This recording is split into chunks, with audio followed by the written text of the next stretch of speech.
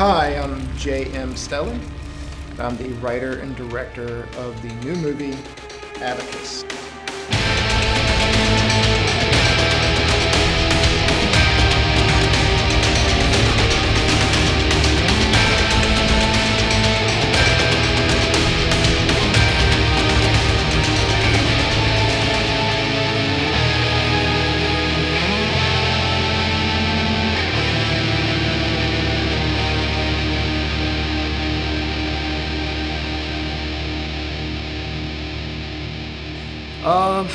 Character's pretty damn cool to a point.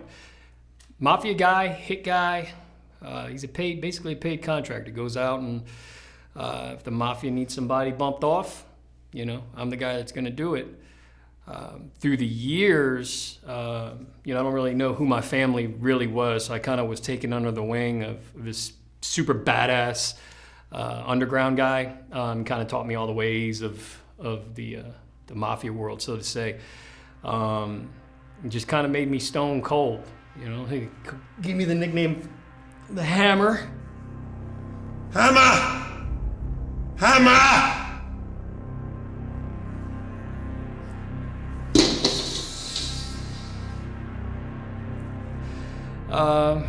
It's my weapon of choice. It's actually pretty cool. Just smoke somebody in the head with a hammer.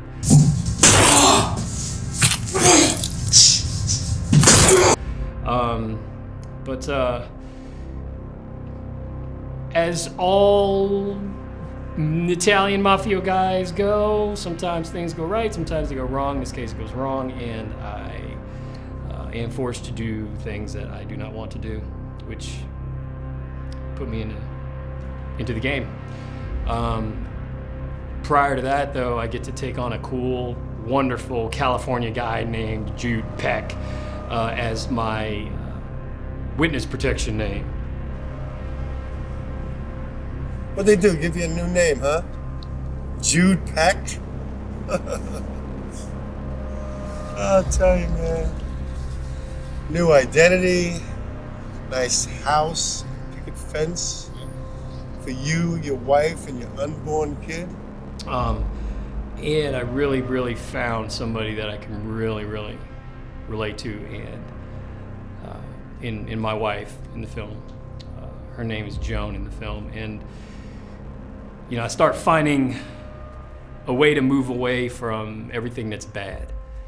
And like all mafioso things, it's hard to get out. Once you're in, you try to get out, they always find a way to suck you back in, and I am pulled back into this game. So it's pretty wicked, man. It's pretty cool.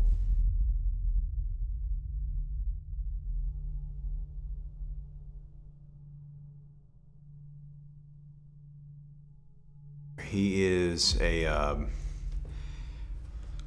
highly advanced, if you want to use the term computer hacker, but he is contracted by the federal government to do various things, and some nefarious, some not. And he comes across a project where they have what are called red rooms, where very depraved and near inhumane things happen to people, and they happen to them for sport and entertainment of even more depraved people. And he, by the end of it, ends up sending in his girlfriend to discover, get some raw footage of what's going on in there, so they can maybe blow the lid off of this kind of thing. I told you who was going to be involved in the rooms. You know what happens in those rooms. You know what Abacus is. And you send your girlfriend in there? An investigative reporter? Come on, man. Don't come at me with this bullshit! But along the way, Bale has contracted someone to kill Antonio Saez's character, or his brother's character. And that all kind of comes a tornado of happenstance when these two meet in a red room.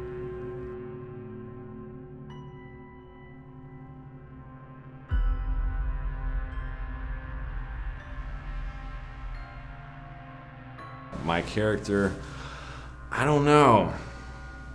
I'll just say he may or may not have a few screws loose. But I don't really want to spoil anything for you.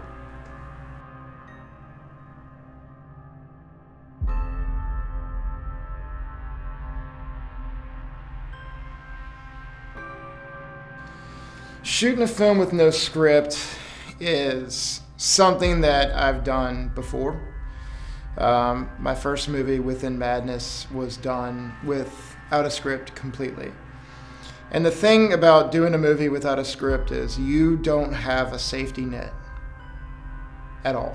Like, you can't go to a script and be like, oh, you have to say this, oh, you have to say that, or these descriptions. You have to go in completely knowing what you want. And that's hard because I've worked with a lot of directors. In fact, most of the directors I've worked with or worked for have zero clue what they want. They depend on everyone else to baby step them through.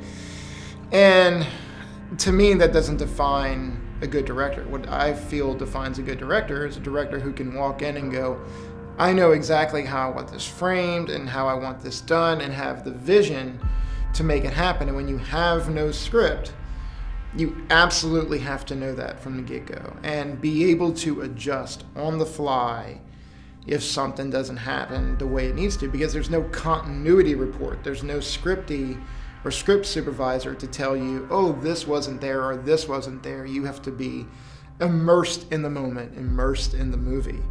And you have to allow your actors to breathe. You have to allow your creative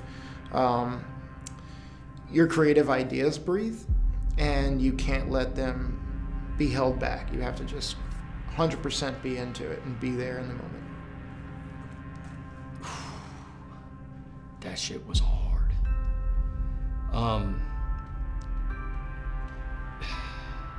The whole idea of method acting or I don't know. Scripts are great, and I think scripts are great to an extent that they allow you to know ahead of time of where you're going. The approach taken with this film was so cool because you don't know where you're going. I mean, you kind of know where you're going, but the journey to get there is just fucking amazing. I mean, when you're with 2 or 3 other actors that you have to feed off, and they have to feed you. That made this so rewarding, so fulfilling as a project, because it's normal. It's normal conversation. It's not knowing that somebody's going to say something else. So that was pretty cool. It was super, super hard though, but it was pretty solid. Yeah, I mean, like a lot through the other stuff I've done, like, you know, Quarry, bigger things, you know, they usually do have they always do have a script, but what does separate something like Abacus from that is that there is absolutely no script, which I like, especially coming from theater. I really do love improv and being able to bounce off of and feed off of other actors. Working on Abacus was, to me, the definition of experimental and stepping outside any orthodoxies of acting. It was I was contacted by J.M. Stelly, the director, to do an experimental film, something completely unscripted, where we're only given the skeleton of it, and then we kind of go from there. And I had initial inhibitions about what that could mean. It could be a completely chaotic set and film, but it went almost streamlined as working with some amazing talent in this film, an amazing crew. Everything just came together and happened. And here we have this psychological just whirlwind of what Abacus became.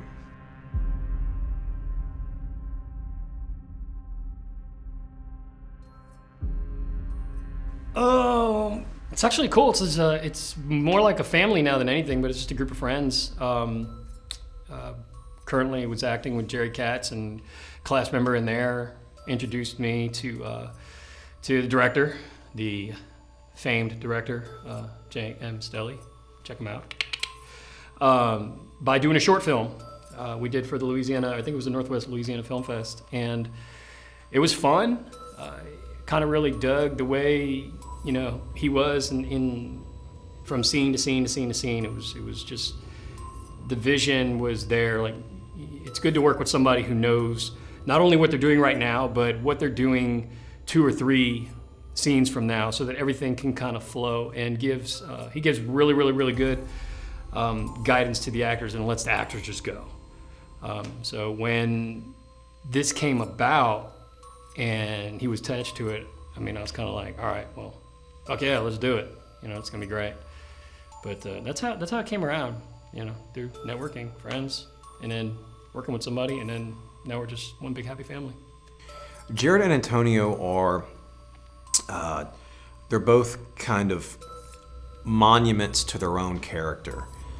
Jared he's very solemn, a bit monotone in his character, and he is like that in person, except every so often, like a lighthouse whose light is spinning, he'll hit you with this just blinding moment of hilarity, which just completely shatters the mold. And I love that about Jared. He's a fantastic actor, and he really he kept me on my toes with his wit.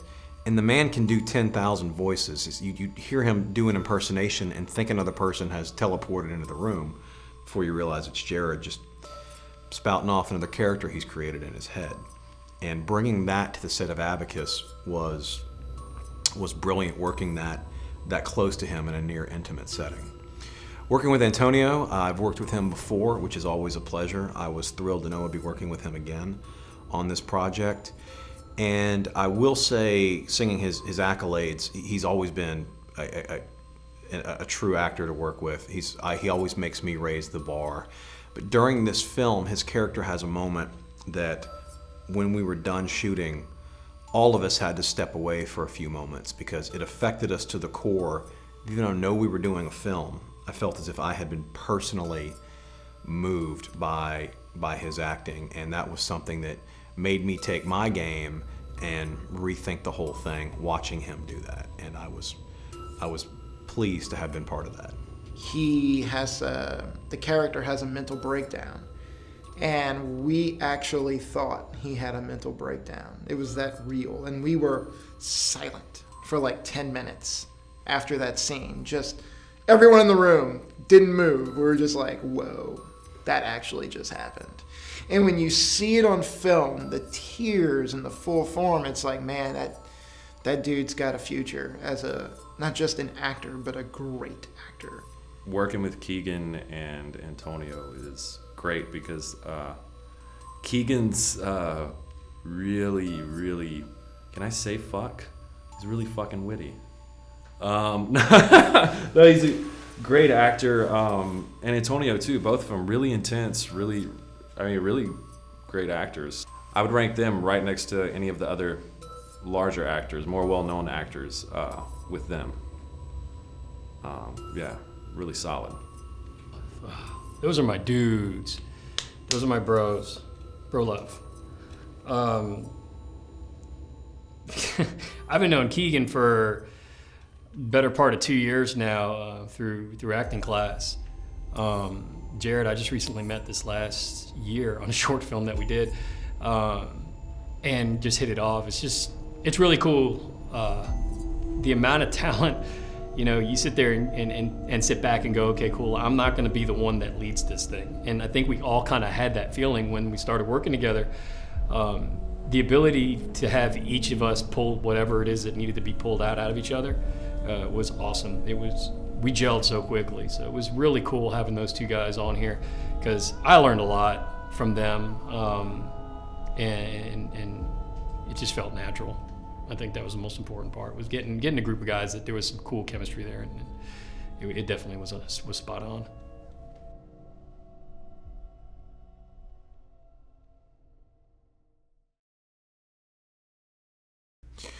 Working with Stelly is,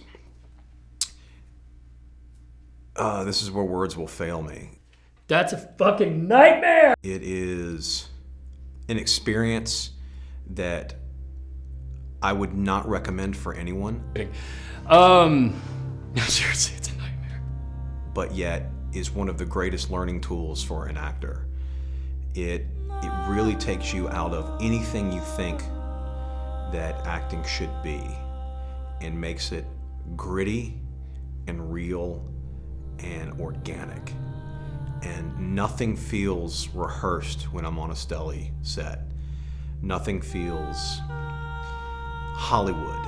It just feels like real life at its core. Sometimes there's humor in it, sometimes it's the polar opposite, and things can get a bit more macabre, but it always feels real and not like something I would ever need to go over a script to do. It just simply happens, and the feeling, I see it kind of reverberate through other actors on set.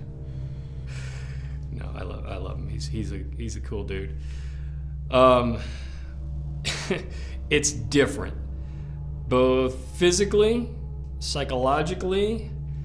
You will be tortured through any project you are with him on. But so worth it. I mean, it took me about 3 or 4 days to decompress after we shot the major portion of this film, and I would do it all over again in a heartbeat. Just his vision of going into, like I said it before, of going into each scene, knowing what is expected from the scene, and then giving the guidance, and then allowing the actors to do what they need to do to get there. It just is super fluid. And if anybody gets a chance to work with him, good luck, number one. And number two, it will be life-changing. It's cool. Career-changing, because it'll get the best out of you, and it'll get the worst out of you at the same time. Stelly is probably my favorite director I've worked with, because he will let you do whatever you want to, as long as it goes with the story, and you can both talk it out. But for the most part, he's like, hey man, just do whatever you want. And if he likes it, he's like, that was it, I liked it. I'm like, okay, cool. And I like a director like that. I didn't go into this saying, I can do this. I went into this project going, I'm going to do my very best to do this. And it could turn out like crap, or it can be the best thing I've ever created. What it really hindered on is not my abilities as a director completely. It hindered on people I trust. To do something in 2 days would be considered impossible. Most people told me I was insane. And you know what? Let them. I didn't make this movie to prove a point to these people. I made this movie to prove to myself that we can make something, we can make something that we're all proud of. And if you're proud of it, it comes out with pride. And that's what making movies, art, music, whatever it is all about. It's not about fame and ego. It's about stripping the concept down to its very, very foundation and building upon that. Because in order to create, you have to destroy, and vice versa.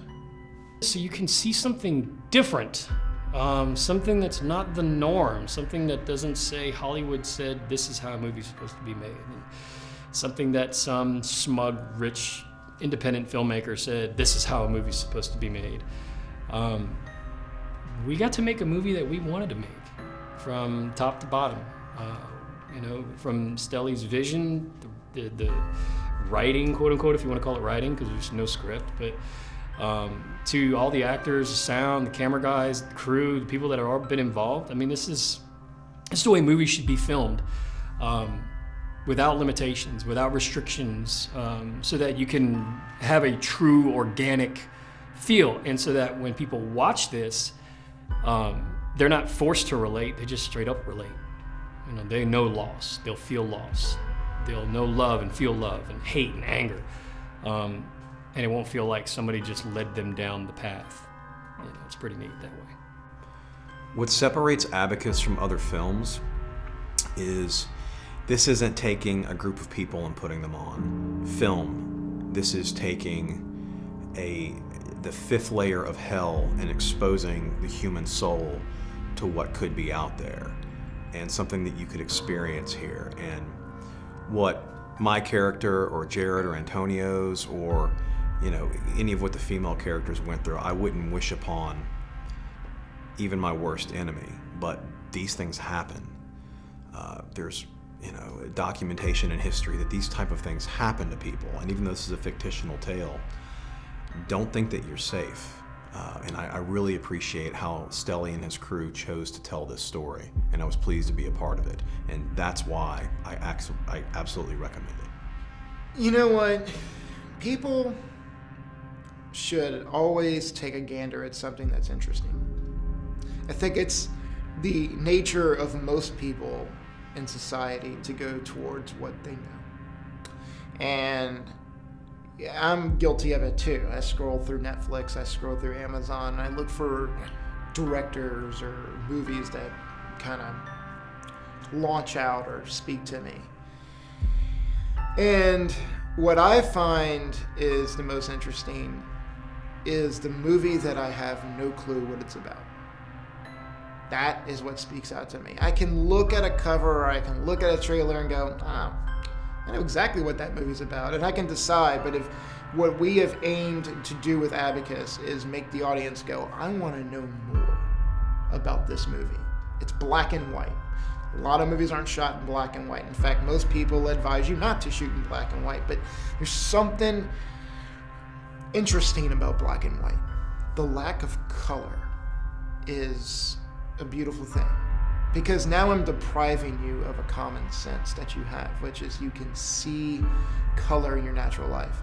But if I'm depriving you of that, now the blacks and the shadows really speak out to you, and the curvatures in people's faces become more defined because of the way shadows fall off on people. And Abacus is all about that which we don't know about each other, but that which greatly affects us. And we all have an effect on each other in some way, shape, or form. But in this movie, decisions that have been made by a group of people who otherwise would have never crossed paths and end up in one room are now faced with not only each other's lies and each other's life and how it's greatly been affected by each other, but now they have to decide who in this room is going to die. And if they don't die, someone else dies in their stead, and it's somebody they love and care about. You could easily walk into a room and say, yeah, I'll just kill somebody, I'll get out of the room. Would you really kill an innocent person if you didn't know who they were? Most people would say no, because you wouldn't. Because now you have no idea what the implications of that are. So this movie is definitely, it could happen. And I'm not saying that it hasn't happened. I want this movie to be seen as what it was meant to be seen, which is a real look of people who are caught into a very bad situation. And I think anyone who watches this movie, if they can't relate to who these people are, can relate to, if I was in that situation, I don't know what I would do. And if it meant my life or the life of my family, I would do what I'd have to do to survive. And that's a primal shared thing, especially in today's world with the environment we live in. So I just wanted to make a movie that's relevant not only to today, but to tomorrow and to what we've experienced in human history. And that's what this is about. Oh, what separates Abacus from everything else I've worked on? Well, rehearsals. That's one difference. I mean, with this, it was craziest thing was he would separate all of us, and then he'd bring us in a room one at a time and say, okay, so here's what's going on. This is what you know, and they don't know that. Now the things you need to bring up, like make these points here, here, and here, and get those reactions from them. And so we would basically go in blind. Well, not totally blind, but it was almost like that. So it was. I dug it. I would definitely do it again. If you love horror, thriller, you will love Abacus. Because we went in blind, and you'll definitely be going in blind. And it's just like boom, boom, boom. pretty much every scene, it's just like, what the hell's about to happen? And that's because that's how we were. While we were performing, that's exactly how it was for us. So I imagine as an audience member, it'll be that times 10.